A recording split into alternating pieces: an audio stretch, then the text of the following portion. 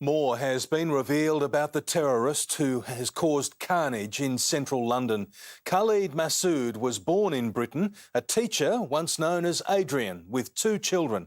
After a life of petty crime, he turned to radical Islam while in jail and was able to unleash his evil plot despite being known to be an extremist.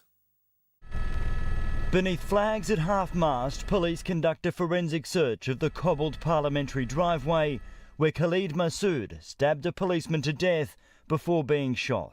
Islamic State has claimed responsibility and Masood was known to security. He was once investigated by MI5 in relation to concerns about violent extremism. He was a peripheral figure. This is where the British-born convert lived, 200 kilometres from London, in a flat above shops in Birmingham, an address now thoroughly searched by police. Masood left a few days ago after renting the SUV used in his rampage. His last night was spent in a hotel in beachside Brighton, 2 hours south of London. The raid on this flat was one of 6 carried out in the wake of the Westminster attack. You can see there's still a strong police presence here. Witnesses say 3 people were arrested. There was about 11 o'clock. There was a quick issue. The police have been waiting for them. Heavily armed officers took away a couple of men and 1 woman. When I see with gun, my fellows escape. Eventually there were 8 arrests, but so far no evidence of a wider plot. It is still our belief, which continues to be borne out by our investigation, that this attacker acted alone and was inspired by international terrorism. Birmingham's MP says Masood is not typical. The only way to defeat this is by all of us being together, being united. That's what shows them that they're not getting through. Masood was born a Christian in Dartford, Kent on Christmas Day 1964. His birth name was Adrian Elms. He grew up in Rye, East Sussex, claimed to be an English teacher, a father of 3. But he had a 20-year police record, criminal damage, assault, knife possession. He was jailed in 2003, and that's where he may have been radicalised. Neighbours called him the vampire for his habit of going out at night dressed in black, as he was the day of his attack. 5 people have now died, including Masood, the latest victim, a 75-year-old man. But London is defiant. Westminster Bridge has reopened to traffic and pedestrians. This is London, says a sign.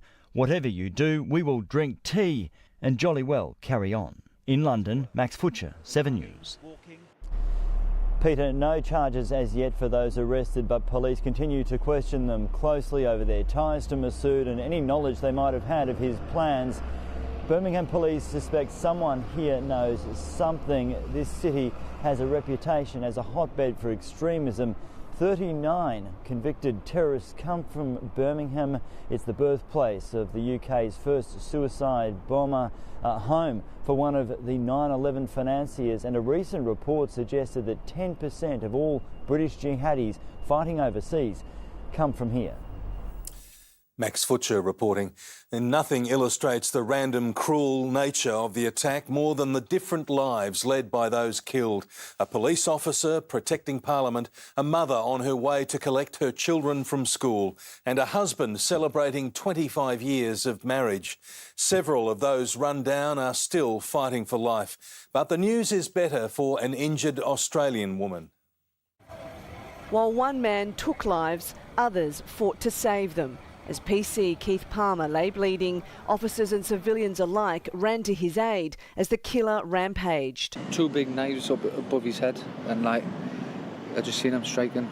Despite desperate efforts to save the father of 2, his life ebbed away. Today, the House of Commons fell silent as MPs remembered the victims like Aisha Frader, 43 years old with 2 young daughters. She was going to get them from school when she was run down on Westminster Bridge. A lovely mother, lovely wife. She was just a lovely person with 2 lovely children. When this photo was taken of American tourist Melissa Cochran, she didn't know what had happened to husband Kurt. He did not survive. It was the last day of their hard-saved London adventure, celebrating 25 years of marriage. 29 of the victims are still in hospital. Andrea Cristea is among them. The architect from Romania plunged into the Thames as the driver targeted innocent victims.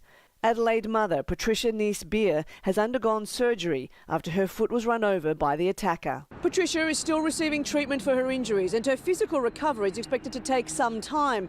We spoke to her daughter Paige here at the hospital just before she went to visit her mother. Paige told us, "We are all shaken up, but she is very, very lucky." As the city recovers, Londoners gathered in the heart of the capital last night out of respect and defiance. All 2 fingers up to the people that's done it, sort of thing. In London, Kath Turner, 7 News.